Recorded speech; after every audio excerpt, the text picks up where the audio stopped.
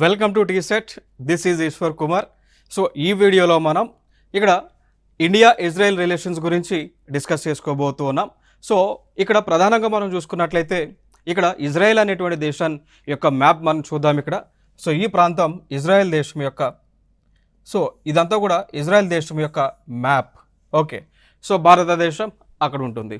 So ఇక్కడ ఈ రెండు దేశాల మధ్య రిలేషన్షిప్స్ అనేటువంటివి మరి ఎట్లా ప్రారంభమైనాయి, ప్రస్తుతం రెండు దేశాల మధ్య సంబంధాలు అనేటువంటివి ఏ విధంగా ఉంది, దానితో పాటు ఇజ్రాయెల్ దేశానికి పాలస్తీనా దేశానికి ఎందుకు ఇష్యూస్ వస్తూ ఉన్నాయి, మరి ఆ రెండు దేశాల మధ్య యుద్ధం జరుగుతున్నటువంటి వేళ భారతదేశం ఏ స్టాండ్ని తీసుకుంది, భారతదేశం మరి ఏ దేశానికి సపోర్ట్ చేస్తూ ఉంది, అసలు సపోర్ట్ చేస్తుందా లేదా అనేటువంటి అంశాలన్నీ కూడా మనం ఈ వీడియోలో డిస్కస్ చేద్దాం. So right, let us the start. ఇక్కడ చూడండి, ఇక్కడ time lines of India Israel relations చూసుకున్నట్లయితే 1947లో India had voted against partitioning Palestine at UN. So ఇక్కడ ఏం లేదు, 1947లో యునైటెడ్ నేషన్స్లో ఐక్యరాజ్య సమితిలో ఓటింగ్ జరిగింది. దేనికి సంబంధించినటువంటి ఓటింగ్ జరిగింది అంటే ఫర్ ఎగ్జాంపుల్ ఇది ఇజ్రాయెల్ దేశం అని అనుకుంటే ఇజ్రాయెల్లో ఇంటర్నల్గా పార్ట్గా పాలస్తీనా అనేటువంటి ఇంకొక దేశం ఉంటుంది. పాలస్తీనైన్ లేదా పాలస్తీనా అంటాం. సో పాలస్తీనా అంటాం, లేదా ఇంకొక ఇంగ్లీష్ లైక్ ఫోనెటిక్స్లో పాలస్తీనైన్ అని కూడా పిలుస్తూ ఉంటాం. ఓకే, సో ఇవి యాక్చువల్గా ముందుగా ఈ ప్రాంతం పాలస్తీనా కంట్రోల్లో ఉండేది. దాని తర్వాత ఇజ్రాయెల్ కంట్రోల్లోకి రావటం జరిగింది. వచ్చిన తర్వాత 1947లో ఒక ప్రపోజల్ యునైటెడ్ నేషన్స్లో పెట్టారు. ఏమని పెట్టారు అంటే ఈ రెండు ప్రాంతాలను కూడా రెండు దేశాలుగా విభజన చేయండి అని చెప్పేసి ప్రపోజల్ని పెట్టడం జరిగింది. ఓకేనా. సో పాలస్తీనా ఏరియా ఏదైతే ఉందో, పాలస్తీనాకి చెందినటువంటి ప్రజలు ఎవరైతే ఉన్నారో, సో జనరల్గా ఈ పాలస్తీనా ప్రజలు అందరూ కూడా ఇస్లామిక్ రిలీజియన్కి చెందినటువంటి వారు. ఈ యొక్క ఇజ్రాయెల్లో ఉన్నటువంటి ప్రజలు వీళ్ళందరూ కూడా జూదులు లేదా జ్యూస్ అంటాం, లేదా యూదులు అంటాం. యూదులు కానీ జ్యూస్ అని చెప్పేసి పిలుస్తూ ఉంటాం. సో ఇక్కడ ఇజ్రాయెల్లో ఉన్నటువంటి ప్రజలు, ఇజ్రాయెల్ ఈ గ్రూప్ ఏదైతే ఉందో వీరి రిలీజియన్ వచ్చి జ్యూస్ అంటాం. ఈ పాలస్తీనానికి చెందినటువంటి ప్రజలు అంటే వీరి యొక్క రిలీజియన్ అరబ్ సంబంధించినటువంటిది, అరబ్స్ అంటాం. ఓకేనా. సో అయితే యునైటెడ్ నేషన్స్లో పెట్టినటువంటి తీర్మానం ఏంటి అంటే ఈ ప్రాంతం ఏదైతే ఉందో దీన్ని రెండుగా విభజన చేయండి అని ప్రపోజల్ పెట్టారు. ఆ విభజన ఏ క్రైటీరియా ప్రకారం పెట్టారు అంటే రిలీజియన్ పాయింట్ ఆఫ్ వ్యూలో పెట్టడం జరిగింది. మతం, సో రిలీజియన్ పాయింట్ ఆఫ్ వ్యూలో, మతం ప్రకారం రిలీజియన్ పాయింట్ ఆఫ్ వ్యూలో ఆ ప్రపోజల్ పెట్టారు. మరి దీనికి ఇండియా సపోర్ట్ చేసిందా చేయలేదంటే ఇండియా సపోర్ట్ చేయలేదు. ఇండియా ఏమన్నది అంటే ఒక ప్రాంతాన్ని మత ఆధారితం మీదుగా, సో మత ఆధారితంగా విడగొట్టడం, విభజన చేయటం మాకు ఇష్టం లేదు, మేము సపోర్ట్ చేయమని చెప్పేసి ఇండియా దానిలో ఓటింగ్కి అక్కడ అగెనెస్ట్గా ఓటింగ్ వేయటం జరిగింది. క్లియర్ కదా. సో ఈ ప్రాంతంలో ఉన్నటువంటి రిలీజియన్స్ ఏమున్నాయి, పాలస్తీనా దీని రిలీజియన్ అరబ్ అంటే ఇస్లామిక్ రిలీజియన్, ఇజ్రాయెల్ ఏమో యూదులకు సంబంధించినటువంటి రిలీజియన్ అనమాట. సో దాని తర్వాత 1950లో జరిగినటువంటి పరిణామం ఏంటి అంటే ఇజ్రాయెల్ అనేటువంటి ఈ ప్రాంతాన్ని మనం దేశంగా గుర్తింపించాం. సో ఫైనల్గా ఇక్కడ ఏమన్నాం, ఇజ్రాయెల్ అనేటువంటిది ఒక దేశంగా మనం 1950 నుంచి కూడా రికగ్నైజేషన్, గుర్తింపు అనేటువంటిది ఇచ్చాం. బట్ ఇక్కడ జరిగినటువంటి అంశం ఏంటి, ఇంకొక అంశం, మరి ఇజ్రాయెల్ని దేశంగా గుర్తించాం, పాలస్తీనా ప్రాంతాన్ని దేశంగా గుర్తించామా? అప్పటికి ఆ టైంలో గుర్తించలేదు. ఈవెన్ ఇప్పటికీ కూడా యునైటెడ్ నేషన్స్ ఆర్గనైజేషన్ వాళ్ళు, ఐక్యరాజ్య సమితి వాళ్ళు ఇప్పటికీ కూడా పాలస్తీనా అనేటువంటి ఒక ప్రాంతాన్ని దేశంగా ఇప్పటికీ కూడా గుర్తించలేదు. అదొక అంశాన్ని అయితే గుర్తుపెట్టుకోండి. సో యునైటెడ్ నేషన్స్ ఆర్గనైజేషన్ వాళ్ళు ప్రస్తుతం ఇజ్రాయెల్ ప్రాంతాన్ని మాత్రమే ఒక దేశంగా గుర్తించారు, పాలస్తీనా అనేటువంటి ప్రాంతాన్ని మాత్రం ఒక దేశంగా గుర్తించలేదు. ఇదొక అంశం గుర్తుపెట్టుకోండి. ఇక దాని తర్వాత 1992లో, సో 1992వ సంవత్సరంలో ఇండియాకి ఇజ్రాయెల్కి మధ్య ఫుల్ డిప్లొమాటిక్ రిలేషన్షిప్స్ అనేటువంటివి ప్రారంభమైనాయండి. సో పూర్తి దౌత్య సంబంధాలు ఇండియాకి ఇజ్రాయెల్కి మధ్య 1992 నుంచి ప్రారంభం అవడం జరిగింది. ఇది ఒక ఇంపార్టెంట్ అంశంగా గుర్తుపెట్టుకోండి. ఇక దాని తర్వాత మనం మాట్లాడుకున్నట్లయితే 2017లో Indian prime minister state visit to Israel, becoming the first Indian prime minister to do so. So 2017వ సంవత్సరంలో ఆ టైంలో భారతదేశంలో పీఎంగా ఉన్నటువంటి వ్యక్తి ఇజ్రాయెల్ దేశంకి విజిట్ చేశారు. అట్లా ఆ విధంగా భారతదేశం నుంచి వెళ్ళటం మొట్టమొదటి ఆ పీఎంగా మనకి గుర్తుపెట్టుకోవాలి. ఇక దాని తర్వాత వెళ్ళిన తర్వాత రెండు దేశాల మధ్య స్ట్రాటజిక్ పార్ట్నర్షిప్ అనేటువంటి ఒక అగ్రిమెంట్ చేసుకున్నారు. వ్యూహాత్మక భాగస్వామ్యం ఒప్పందం అనేటువంటిది రెండు దేశాల మధ్య, అంటే ఇండియా ఇజ్రాయెల్ మధ్య ఏ టైంలో జరిగింది? 2017లో జరగటం జరిగింది. ఇది ఒక ఇంపార్టెంట్ మైల్ స్టోన్. దాని తర్వాత 2018 మనం చూసాము అనుకోండి. India voted in favour of resolution brought by Turkey and Yemen in UN opposing US decision recognising Jerusalem as the capital of Israel అండి. ఓకేనా? సో 2018లో టర్కీ దేశము, అదేవిధంగా యమన్ అనేటువంటి దేశం, రెండు దేశాలు కూడా ఐక్యరాజ్య సమితిలో ఒక ప్రపోజల్ పెట్టాయి. ఓకేనా? సో ఐక్యరాజ్య సమితిలో ఒక ప్రపోజల్ని పెట్టాయండి. సో ఆ ప్రపోజల్ ఏంటి అంటే ఇజ్రాయెల్ యొక్క రాజధానిగా జెరూసలేంని గుర్తిస్తున్నట్లు. సో దానికి కూడా ఇండియా అయితే సపోర్ట్ చేయటం జరిగింది. ఇది ఒక అంశంగా గుర్తుపెట్టుకోండి. సో దీన్ని బట్టి మనం అర్థం చేసుకోవచ్చు అండి, ఇజ్రాయెల్ యొక్క క్యాపిటల్ జెరూసలేం అనేటువంటి అంశాన్ని మనం గుర్తుపెట్టుకోవచ్చు ఇక్కడ.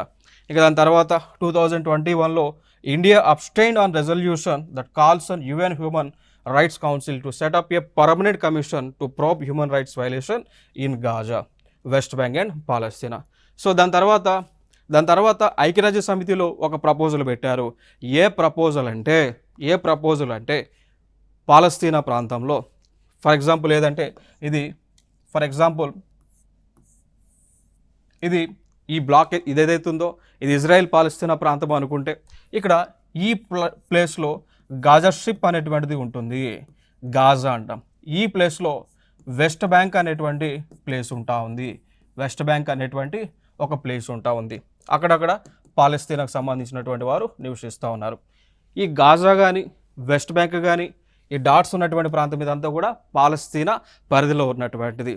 సో యునైటెడ్ నేషన్స్లో తీసుకొచ్చినటువంటి ప్రపోజల్ ఏంటి అంటే ఈ గాజాలో, వెస్ట్ బ్యాంక్లో మీకు చుక్కలు కనిపిస్తున్నటువంటి ప్రాంతాలలో హ్యూమన్ రైట్స్ వైలేషన్, మానవ హక్కుల ఉల్లంఘన జరుగుతుంది అని దానికి సంబంధించి ఒక కమిషన్ ఏర్పాటు చేస్తే దానిలో ఇండియా ఓటింగ్ వేయకుండా అబ్స్టాండ్ అయింది. ఓకేనా? సో ఇది ఒక అంశాన్ని అయితే గుర్తుపెట్టుకున్నా. అంటే ఇండైరెక్ట్గా ఇక్కడ ఇండియన్ గవర్నమెంట్ ఏం చేస్తూ ఉంది అంటే ఇజ్రాయెల్కి, అంటే డైరెక్ట్గా చెప్పకుండా అన్అఫిషియల్గా ఇజ్రాయెల్కి సపోర్ట్ చేస్తూ ఉన్నారు. పాలస్తీనా సంబంధించినటువంటి అంశం వచ్చినప్పుడు అబ్స్టాండ్ అవుతూ ఉన్నారు.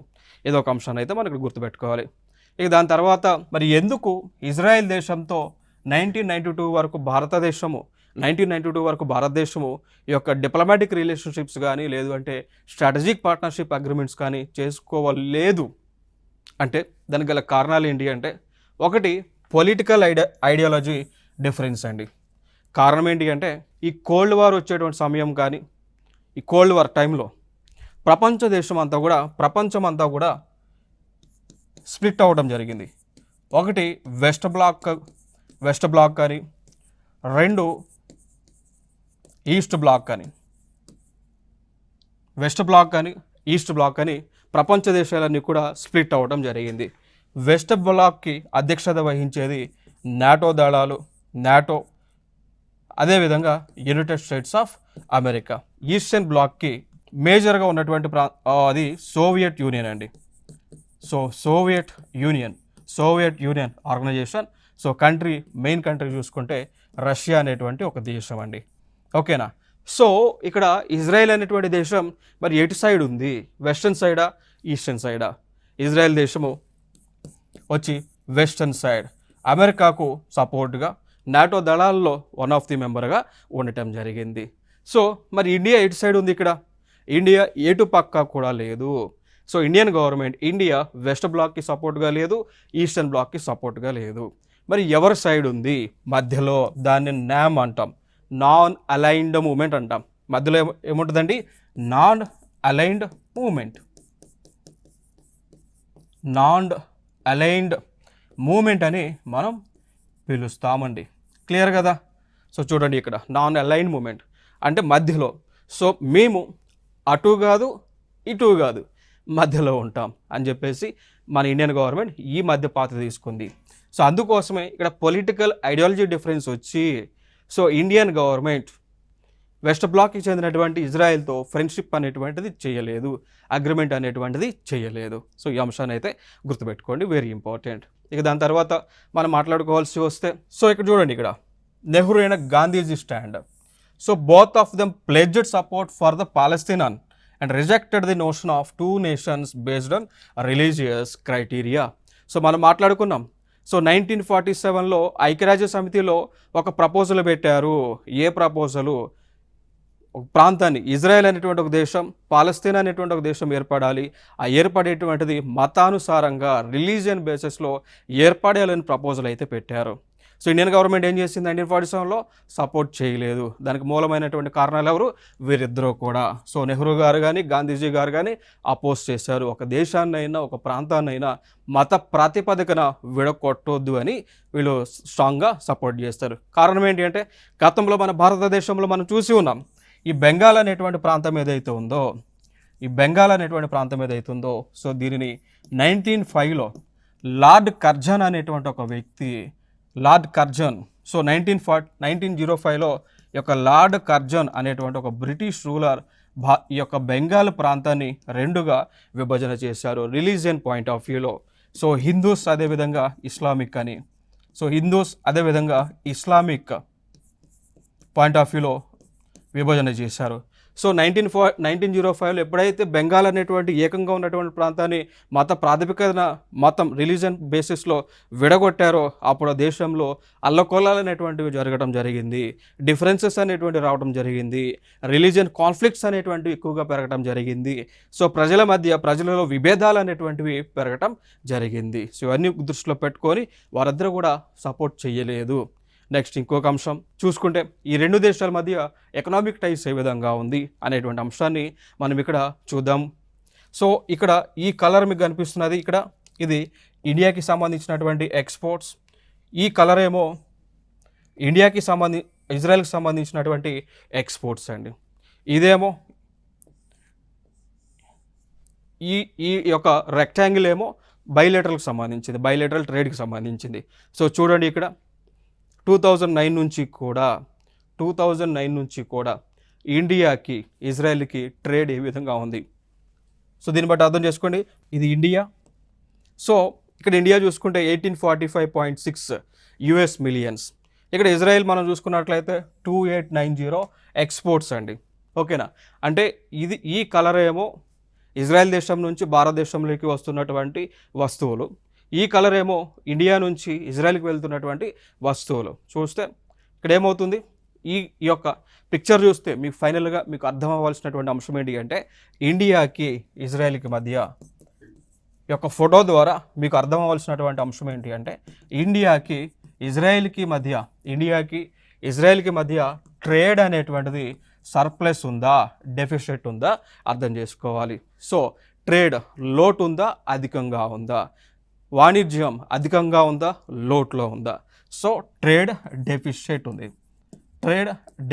ఉంది అంటే వాణిజ్య లోటు అనేటువంటిది ఎక్కువగా ఉండటం జరిగింది. సో వాణిజ్య లోటు ఉంది. ఓకేనా? సో ఈ అంశాన్ని అయితే మీరు పరిగణలోకి తీసుకోండి. ప్రీవియస్ ఇయర్ క్వశ్చన్ ఏమని అడిగారంటే ఇండియాకి ఇజ్రాయెల్కి మధ్య వాణిజ్య లోటు ఉందా, వాణిజ్యం అధికంగా ఉంది అని చెప్పేసి గతంలో అడగటం జరిగింది. సో దీన్ని బట్టి మనం అర్థం చేసుకోవాల్సిన అంశం ఏంటి అంటే వాణిజ్య లోటు ఉంది అంటే ఇజ్రాయెల్ దేశం నుంచి భారతదేశానికి గూడ్స్ ఎక్కువ వస్తూ ఉన్నాయి. ఓకేనా? ప్లస్ ఉంది. ఓకేనా? సో అంశాన్ని అయితే గుర్తుపెట్టుకోండి. నెక్స్ట్ దాని తర్వాత మరి ఎగుమతులు దిగుమతులు మనం చూసుకున్నాం అనుకోండి, భారతదేశం నుంచి ఆ దేశానికి ఇజ్రాయెల్కి ఎక్కువగా ఎగుమతులు చూసుకుంటే జెమ్స్ అండ్ జ్యువెలరీస్, డ్రగ్స్ కానీ, ట్రాన్స్పోర్ట్ ఎక్విప్మెంట్ కానీ, ప్లాస్టిక్ కానీ, ఇనార్గానిక్ కాంపౌండ్స్ కానీ ఎగుమతులు చేస్తూ ఉన్నాం. దాంతోపాటు పెట్రోలియం ప్రోడక్ట్స్ కానీ, పర్ల్స్ ముత్యాలు కానీ, సో ఎలక్ట్రానిక్స్ కానీ, ఫ్యాబ్రిక్స్ కానీ ఇవన్నీ కూడా మనం ఎగుమతి చేస్తూ ఉన్నామండి. దిగుమతులు మనం చూసుకున్నాము అనుకోండి, ఆ దేశం నుంచి దిగుమతి చేసుకునేది పర్ల్స్ కానీ, ఫర్టిలైజర్స్ కానీ, ఇన్ఆర్గానిక్ కాంపౌండ్స్ కానీ, ప్రొఫెషనల్ ఇన్స్ట్రుమెంట్స్, ఆప్టికల్ గూడ్స్ కానీ, సో ట్రాన్స్పోర్ట్ ఎక్విప్మెంట్ ఇవన్నీ కూడా మనం దిగుమతి చేసుకుంటా ఉన్నాం. అంటే కొన్ని మనం ఎగుమతి చేస్తూ ఉన్నాం, కొన్ని మనం దిగుమతి చేస్తూ ఉన్నామండి. ఓకే, సో దాని తర్వాత ఇంకొక అంశం, ఇండియాకి ఇజ్రాయెల్కి మధ్య ఒక గ్రూప్ని మనం ఏర్పాటు చేసుకున్నాం. ఆ గ్రూప్ పేరే I2U2 అనేటువంటి గ్రూప్. ఆ గ్రూప్ పేరే I2U2 అనేటువంటి గ్రూప్. Very very important. అడిగినటువంటి క్వశ్చన్ ఏంటి అంటే I2U2 గ్రూప్లో ఉన్నటువంటి దేశాలు ఏవి అని అడిగారు. ఇంకొక ఎగ్జామ్లో I2U2లో సభ్యులుగా కానటువంటి దేశాలు ఏవి అని చెప్పేసి అడిగారు. సో వెరీ ఇంపార్టెంట్ I2U2 అనేటువంటిది. ఓకే, సో చూద్దాం ముందుగా. సో I2U2 అనేటువంటిది 2021 సంవత్సరంలో ఏర్పాటు చేయడం జరిగింది. మరి దీనిలో సభ్యులుగా ఉన్నటువంటి దేశాలు మనం చూసుకున్నట్లయితే, ఒకటి మన భారతదేశం, India, 2 Israel, 3 USA, 4 United Arab Emirates అండి. United Arab Emirates. సో 4 దేశాలు. చూడండి ఇక్కడ I2U2 అంటే I 2 సార్లు, U 2 సార్లు, I ఇక్కడ 2 సార్లు, I ఇక్కడ 2 సార్లు వచ్చింది కాబట్టి I2, U 2 సార్లు వచ్చింది కాబట్టి U2, కలిపితే I2U2. క్లియర్ కదా? సో 4 దేశాలు కలిపి I2U2 అనేటువంటి ఒక అంతర్జాతీయ సమూహాన్ని ఏర్పాటు చేసుకోవడం జరిగింది. దీని యొక్క ముఖ్య ఉద్దేశం ఏంటి అంటే, ఈ ప్రాంతాలలో, ఈ దేశాలలో సైంటిఫిక్ పరంగా టెక్నాలజీని డెవలప్ చేయటం, ఎకనామిక్ పరంగా డెవలప్ చేయటం, అదేవిధంగా ఈ ప్రాంతాల్లో లా అండ్ ఆర్డర్ ఇష్యూ లేకుండా ఉండటం. ఓకే, సో ఆర్థిక సమానత్వాన్ని తీసుకురావటం, ఉమెన్ ఎంపవర్మెంట్ని, సో మహిళ సాధికారతని తీసుకొచ్చేటువంటి ఉద్దేశంతో ఇవన్నీ కూడా ఈ గ్రూప్ అనేటువంటిది ఏర్పాటు అవ్వటం జరిగింది. ఇదే I2U2ని ఇంకొక పేరుతో పిలుస్తూ ఉంటారు. ఏమని అంటే వెస్ట్ ఏషియన్ క్వాడ్ అని, లేదా మిడిల్ ఈస్ట్ క్వాడ్ అని, లేదా న్యూ క్వాడ్ అని పిలుస్తూ ఉంటారు అండి. సో ఓకేనా? సో ఇదొక ఇంపార్టెంట్. ఇంకొక అంశం, క్వాడ్ అని వచ్చిన పేరు. ఏంటి క్వాడ్? ఎందుకు క్వాడ్ అంటే ఈ ప్రాంతాన్ని క్వాడ్ అని పిలుస్తూ ఉన్నారు అంటే లైక్ వెస్ట్ ఏషియా క్వాడ్ అని, మిడిల్ ఈస్ట్ క్వాడ్ అని, న్యూ క్వాడ్ అని ఎందుకు పిలుస్తూ ఉన్నారు అంటే దానికి ఒక కారణం ఉంది మిత్రమా. ఆల్రెడీ క్వాడ్ అనేటువంటి ఒక గ్రూప్ ఉండటం జరిగింది. అర్థమైందా? సో క్వాడ్రిలేటరల్ సెక్యూరిటీ డైలాగ్ అనేటువంటి గ్రూప్ ఆల్రెడీ ఏర్పాటైంది. సో దానిలో ఉన్నటువంటి సభ్యులు మనం చూసుకున్నట్లయితే, ఎలాగో భారతదేశం ఉంటా ఉంది, భారతదేశంతో పాటు యునైటెడ్ స్టేట్స్ ఆఫ్ అమెరికా, దాని తర్వాత జపాన్ అనేటువంటి ఇంకొక దేశం, దాని తర్వాత ఆస్ట్రేలియా అనేటువంటి ఇంకొక దేశం ఉండటం జరుగుతూ ఉంది. సో టోటల్గా 4 కంట్రీస్ ఉన్నాయి. సో దీంట్లో కూడా 4 ఉన్నాయి. సో అవి కూడా అక్కడ 4 ఉన్నాయి. క్లియర్ కదా? సో దీని రిసెంబ్లెన్స్గా I2U2 ఫామ్ అయింది అని ఇండైరెక్ట్గా చెప్తా ఉన్నారు. ఇది ఒక ఇంపార్టెంట్ ఏరియా. దాని తర్వాత మనం చూసుకున్నట్లయితే డిఫెన్స్ కోఆపరేషన్ పరంగా చూసుకున్నట్లయితే, ఇక్కడ మనము ఆ దేశం నుంచి, ఇజ్రాయెల్ దేశం నుంచి ఇవన్నీ కూడా కొనుక్కొచ్చుకుంటా ఉన్నాం. లైక్ BB-RAM అనేటువంటి ఒక మిసైల్ కానీ, హర్రూప్ లాయిటరింగ్ మ్యూనిటేషన్ కానీ, పైథాన్ కానీ, స్పైస్ కానీ, పొపెయి కానీ, గ్రిఫెన్ గైడెడ్ బాంబ్స్ కానీ, spike anti tank guided missiles కానీ. ఓకేనా? దాని తర్వాత అన్మ్యారీడ్ ఏరియల్ వెహికల్స్ అంటాం, అంటే డ్రోన్స్ కూడా కొనుక్కొచ్చుకుంటా ఉన్నాం. హెరాన్ అని, సెర్చర్ అని, హరూప్ అని. దాని తర్వాత రాడర్స్, సెన్సర్స్ అండ్ రాడర్స్ కూడా మనం ఇజ్రాయెల్ దేశం నుంచి కొనుక్కొచ్చుకుంటా ఉన్నామండి. దాని తర్వాత ఎయిర్ డిఫెన్స్ సిస్టమ్స్లో భాగమైనటువంటి బరాక్ శామ్ సిస్టమ్ మిసైల్స్ కానీ, spider medium range surface to air missiles, ఇవన్నీ కూడా మనం ఆ దేశం నుంచి కొనుక్కొచ్చుకొని మన భారతదేశంలో భద్రత కోసం, భద్రతా దళాల ద్వారా వాటిని మనం ఉపయోగించుకుంటూ ఉన్నాం. ఇది ఒక ఇంపార్టెంట్ ఏరియా. చూడవచ్చు ఇవన్నీ కూడా. సో ఇదంతా కూడా ఆ దేశంలో, ఇజ్రాయెల్ దేశంలో ఉన్నటువంటి టెక్నాలజీ. ఇంకొక అంశం మనం గుర్తుపెట్టుకోవాల్సిన అంశం ఏంటి అంటే, ఒక ప్రీవియస్ ఇయర్ క్వశ్చన్ అండి అడిగారు. ఏమని అడిగారంటే, క్రింది ఏ దేశాలలో ఐరన్ డోమ్ ఎయిర్ డిఫెన్స్ సిస్టమ్ని వాడుతూ ఉన్నారు ఐరన్ డోమ్ ఎయిర్ డిఫెన్స్ సిస్టమ్ని యూస్ చేస్తూ ఉన్నారు. ఏ దేశము అంటే ఇజ్రాయెల్ దేశము అండి.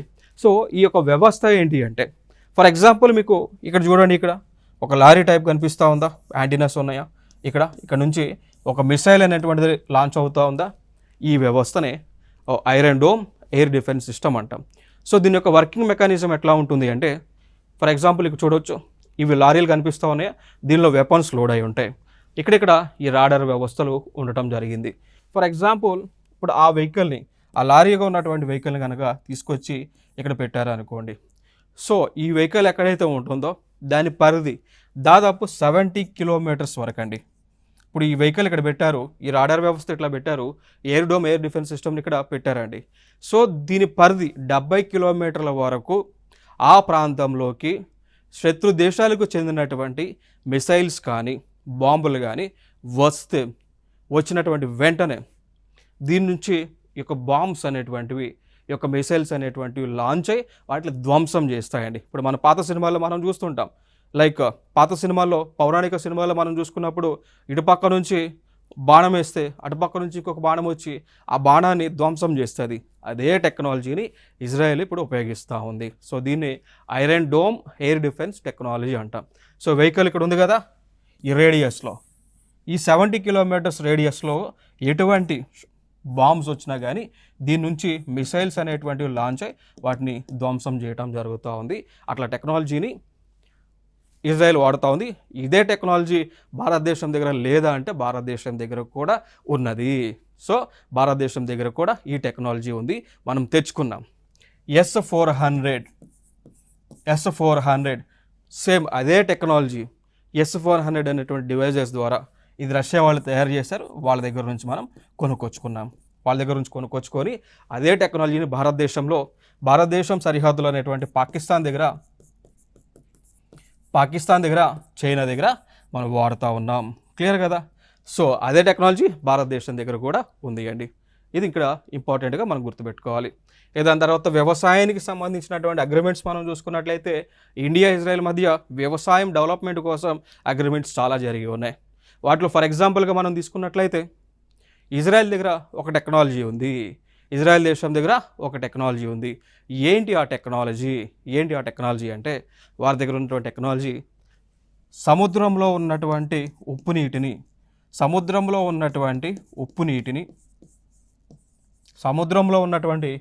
నీటిని మంచినీరుగా మార్చి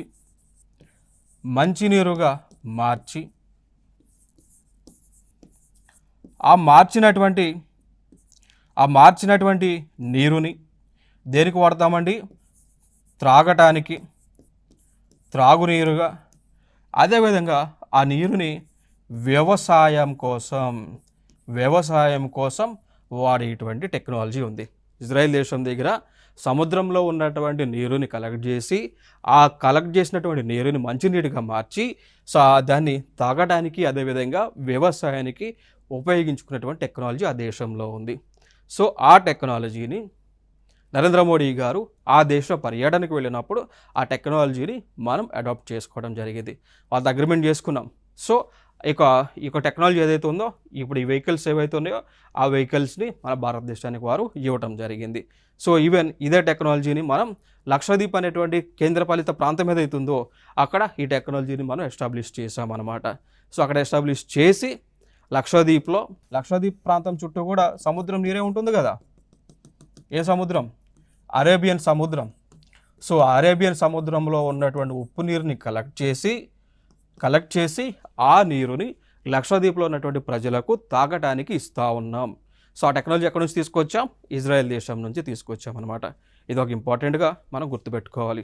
ఓకే, సో ఇదే టెక్నాలజీ భారతదేశంలో లక్షద్వీప్ ప్రాంతంలో మనం వాడుతూ ఉన్నాం.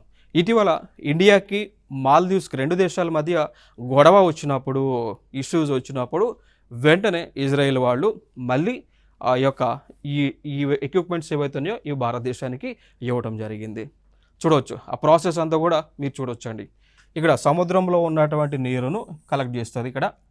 ఓకే, ఈ పైపుల ద్వారా సముద్రంలో ఉన్నటువంటి నీరును కలెక్ట్ చేస్తారు. ఇక్కడ ఒక ఫిల్టర్ అనేటువంటిది ఉంటుంది.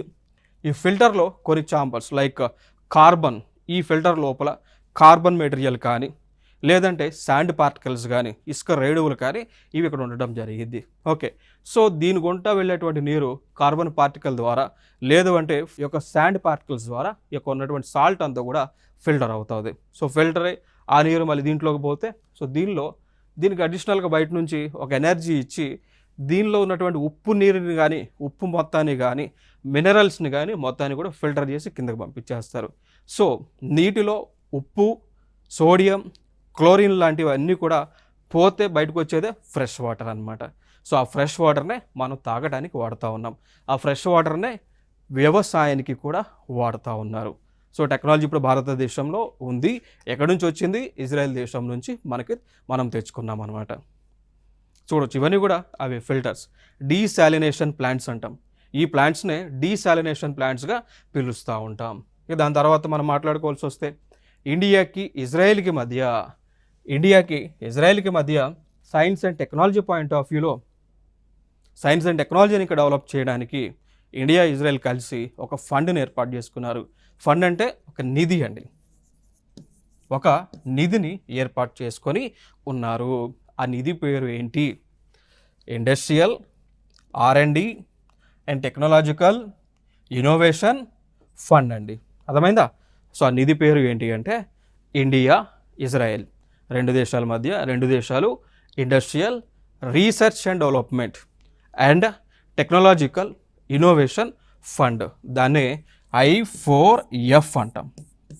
అంటే I అనేటువంటిది 4 times వచ్చింది. చూడవచ్చు కదా. ఇప్పుడు I ఇక్కడ చూడండి, ఇండియాలో I ఉంది, ఇజ్రాయెల్లో I ఉంది, ఇండస్ట్రియల్లో I ఉంది, ఇన్నోవేషన్లో I ఉంది. సో 4 Iలు అంటే I4F తర్వాత F ఉంది, ఫండ్ అనమాట. సో దీని యొక్క ముఖ్య ఉద్దేశం ఏంటి అండి? రెండు దేశాలు కలిసి సాంకేతికంగా కొత్త టెక్నాలజీలను డెవలప్ చేయటం. సో కొత్త టెక్నాలజీ డెవలప్ చేసి ఆ టెక్నాలజీ ఓరియంటేషన్లో మెషినరీ, సో కొత్త మిషన్స్ని తయారు చేయటం చేసి అవన్నీ కూడా రెండు దేశాల ప్రజలకు ఉపయోగపడే విధంగా ఉపయోగించడం అనమాట. క్లియర్ కదా? సో ఇదొక R&D ల్యాబ్, గుర్తుపెట్టుకోండి. నెక్స్ట్ చూసుకున్నట్లయితే ఇంకొక అంశం ఏంటి అంటే ఇక్కడ ఇజ్రాయెల్ దేశంలో కొన్ని గ్యాస్ ఫీల్డ్స్ ఉన్నాయి. ఓకేనా? సో ఈ ప్రాంతాల్లో మీరు చూడవచ్చు, ఇక్కడ ఇజ్రాయెల్ దేశం పరిధిలో ఇక్కడ గ్యాస్ ఫీల్డ్స్ ఉన్నాయి. లైక్ అవి తమార్ అని, లెవితాన్ అనేటువంటిది. ఓకే, సో వీటిపైన సో ఆ గ్యాస్ ఫీల్డ్స్ పైన హక్కులను భారతదేశానికి ఇజ్రాయెల్ కేటాయించింది. సో భారతదేశానికి చెందినటువంటి కొన్ని కంపెనీలు ఉన్నాయి. Oil and natural gas Videsh అని, ఈ భారతదేశానికి చెందినటువంటి కంపెనీలు. Oil and natural gas Videsh అని, భారత్ పెట్రోలియం రిసోర్సెస్ కంపెనీ అని, ఇండియన్ ఆయిల్ అని, ఆయిల్ ఇండియా కంపెనీలను ఉన్నాయి. సో వీటికి ఆ యొక్క గ్యాస్ని, ఆయిల్ని వెలికి తీసేటువంటి పర్మిషన్ని ఇజ్రాయెల్ దేశం ఇచ్చింది. ఇది ఒక బెనిఫిటే కదా. సో అవే అక్కడ ఉన్నటువంటి ప్లేసెస్లో ఆయిల్ని మనం ఎక్స్ప్లోర్ చేసుకొని వెలక తీసి మన భారతదేశానికి పంపించుకొని మనం యూస్ చేసుకోవచ్చు. సో ఇది మెయిన్గా మనం గుర్తుపెట్టుకోవాల్సినటువంటి అంశం. ఇంకొక అంశం ఏంటి అంటే ఇక్కడ ఇజ్రాయెల్ దేశం చెందినటువంటి వారు భారతదేశంలో కూడా నివసిస్తూ ఉన్నారు. సో ఇజ్రాయెల్ మూలాలనేటువంటి వారు జూదులు అంటామా లేదా జ్యూస్ అంటామా? ఓకే, సో వాళ్ళు భారతదేశంలో నివసిస్తూ ఉన్నారు. ఫర్ ఎగ్జాంపుల్గా తీసుకుంటే ముంబైలో ఉన్నారు. దాని తర్వాత కేరళ దగ్గర కొచ్చిన్లో ఉన్నారు, వెస్ట్ బెంగాల్లో ఉన్నారు. దాంతోపాటు ఈశాన్య రాష్ట్రాల్లో కూడా జూదులు లేదా జ్యూస్ అనేటువంటి వారు నివసిస్తూ ఉన్నారు. దాని తర్వాత ఇజ్రాయెల్కి పాలస్తీనా గురించి కాన్ఫ్లిక్ట్ గురించి మనం మాట్లాడాల్సి వస్తే ఒకసారి ముందు మనం వాటి యొక్క మ్యాప్స్ చూద్దాం. ఓకే, సో 1970లో 1917వ సంవత్సరంలో ఈ విధంగా మ్యాప్ ఉండేది. ఈ ప్రాంతం అంతా కూడా ఇజ్రాయెల్ ప్రాంతం. ఇదంతా కూడా ఇజ్రాయెల్. అక్కడక్కడ వైట్ కలర్ చుక్కలు ఉన్నదేమో ఇజ్రాయెల్. ఓకే, సో ఈ డాట్స్ ఇక్కడ ఇది ఇజ్రాయెల్, ఇదంతానేమో పాలస్తీనా. దాని తర్వాత ఈ పాలస్తీనా ప్రాంతాన్ని ఇజ్రాయెల్ వాళ్ళు క్యాప్చర్ చేయడం మొదలుపెట్టారు. సో క్యాప్చర్ చేస్తూ 1948 1967 మధ్య మ్యాప్ ఈ విధంగా ఉంది. సో ఈ మధ్యలో ఉన్నటువంటి వాళ్ళు పాలస్తీనా, వీళ్ళు ఇజ్రాయలీస్ అన్నట్టు. ఓకేనా? సో చూడచ్చు, అంటే ఇది 1917లో ఉన్నటువంటి మ్యాప్ ఇక్కడ చూడండి, ఇక్కడ సేమ్ కలర్ ఇక్కడ కనిపిస్తూ ఉంటుంది. సో వీళ్ళందరూ కూడా పాలస్తీనా, వీళ్ళు ఇదేమో ఇజ్రాయలీస్ అనమాట. దాని తర్వాత జూన్ 1967 ఈ విధంగా ఉంది. ఈ పాలస్తీనాలో ఉన్నటువంటి ప్రాంతం లైక్ దీన్ని వెస్ట్ బ్యాంక్ అంటాం, దీన్ని మనం ఏమని పిలుస్తామండి, వెస్ట్ బ్యాంక్ అని పిలుస్తాం, దీన్ని గాజా అని పిలుస్తూ ఉంటాం. ఓకే, సో ఈ విధంగా చూసారు కదా, ఈ విధంగా ఇజ్రాయేలీలు మొత్తం కూడా ఈ యొక్క ప్రాంతాన్ని క్యాప్చర్ చేస్తూ వస్తున్నారు. ఫైనల్గా ఇప్పుడు ఉన్నటువంటి మ్యాప్ అనమాట. ఇంకా ఫర్దర్గా చూస్తే ఇప్పుడు ఇజ్రాయెల్కి పాలస్తీనాకి యుద్ధం జరుగుతూ ఉంది కదా, సో ఈ ప్లేసెస్ కూడా ప్రస్తుతము లేవు. కంప్లీట్గా ఈ ప్రాంతం అంతా కూడా ఇజ్రాయెల్ వశం అవడం జరిగింది, రైట్. సో ఇవి ఇప్పుడు ఇండియాకి ఇజ్రాయెల్కి మధ్య ఉన్నటువంటి సంబంధాలుగా మనం చెప్పుకోవచ్చు. ఓకే, సో ఫర్దర్ నెక్స్ట్ వీడియోలో సరికొత్త అంశాలతో మేము ముందుకు రావడం జరుగుతుంది. This is Eshwar. Thank you.